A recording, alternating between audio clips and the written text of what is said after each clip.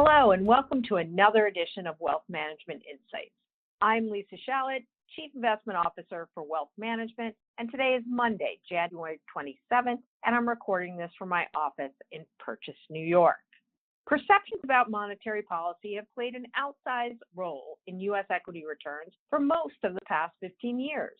Now, as the economy reaches its healing from past crises and Fed policy moves towards more data dependency, rate volatility has picked up.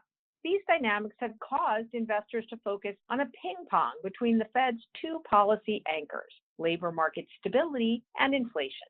And currently, our read is that despite the potential for controversy inherent in both of those two variables, markets seem to be discounting a Goldilocks scenario for both. Consider that market expectations on inflation have been extremely stable, and recent labor data has been interpreted as not too hot and not too cold. However, this may be an overly simplistic approach.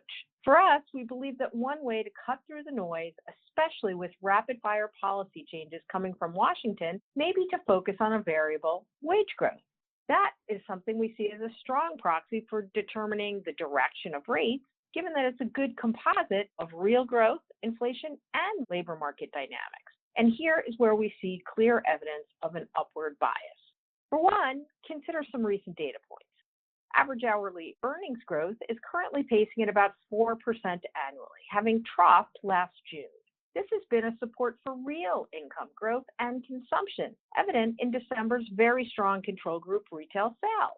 In addition, new job openings appear to be stabilizing and unemployment is no longer rising, while small business confidence, which correlates with hiring intentions, has surged. It's also important to consider the implications from potential immigration reform. Over the past 2 years, immigration is estimated to have added nearly 1 full percentage point to total U.S. population growth, and its impact has been even more pronounced when it comes to the labor market. Since 2019, immigration has accounted for 88% of the growth in our labor force. Industries like construction, agribusiness, hospitality, and transportation have the highest rates of foreign-born workers today. Large-scale deportation could materially tighten labor conditions, pressuring wages in these industries. Furthermore, according to the St. Louis Fed, workforce participation among the latest wave of immigrants is very high, actually at close to 65%. That's higher than the rates of prior waves and that for native-born Americans.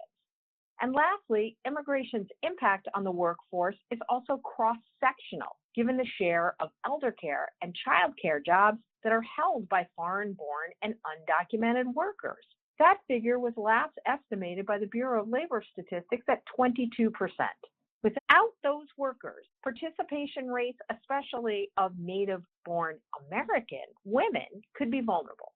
Another headwind to female workforce participation could come from more strident requirements for in-person versus remote work. To be sure, other developments might suggest cooling wages, like declines in quit rates and hiring rates and/or a rise in unemployment claims. And of course, there's the potential for improved productivity from generative AI, which could also put downward pressure on wages. But again, at present, our conviction on the direction of wages is biased higher, and thus we're leaning into the broadening and cyclical trend for markets in 2025. With this in mind, for U.S. stocks, consider adding cyclicals like financials, energy, domestic manufacturers, and consumer services.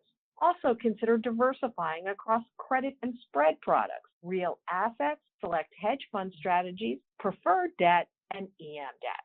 Thanks as always for listening, and for more information on portfolio strategies and financial planning, please reach out to your Morgan Stanley financial advisor.